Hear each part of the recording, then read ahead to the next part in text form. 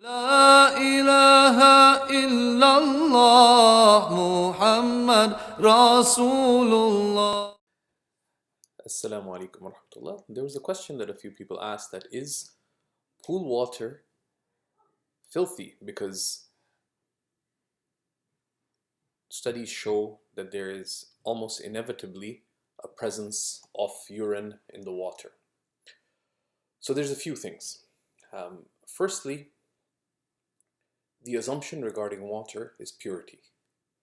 And this initial assumption regarding water is not lifted by doubts or possibilities, even if the possibilities are reasonable possibilities, right? So the basis of water is that we assume purity and we ignore doubts regarding it. In Islam, some things are based on caution, right? Like meat, for example, like the property of others. But other things, including the purity of water, are based on ease, right? We protect water from being filthy. We're cautious about protecting it from filth, but in dealing with it, it is based on ease. That's very clear from the guidance of the Prophet, peace and blessings be upon him, and the early generations.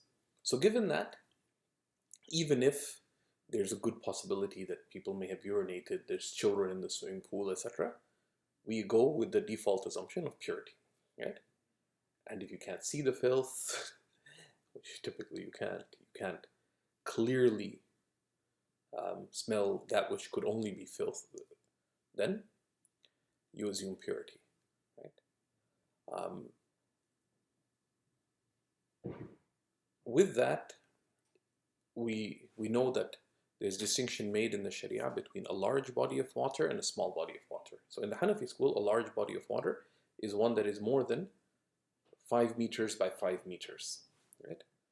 So most pools would be longer than that, right? So it would be considered a large body of water, right?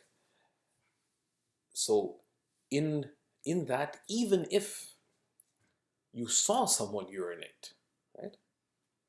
A large body of water being more than 5 meters by 5 meters, even a pool in someone's backyard would be more than that, right? More than 25 square meters. So in that kind of situation, even if someone saw a child urinate in the water would not be considered filthy, because typically, right, the pool does not change in its color, smell, or taste. There is, however, adab to the use of water, which is that you do not deliberately make water filthy. Right? The Prophet ﷺ forbade urinating in bodies of water, right? For the obvious reason that these are for the use of others, there's blessings, etc. So one does not, right? If you get the urge when you're in the swimming pool to urinate, go urinate, wash yourself, and then go use the wash to the swimming pool. And these are adab that we teach our children too.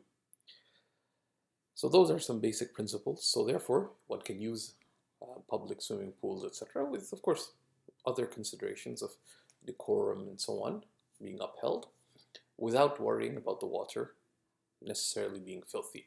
However, given the remote possibility that it's not entirely clean, it would be from proper manners and common sense to take a shower afterwards. I hope that answer was useful. وبارك الله فيكم والسلام عليكم ورحمة الله وبركاته. لا إله إلا الله محمد رسول الله.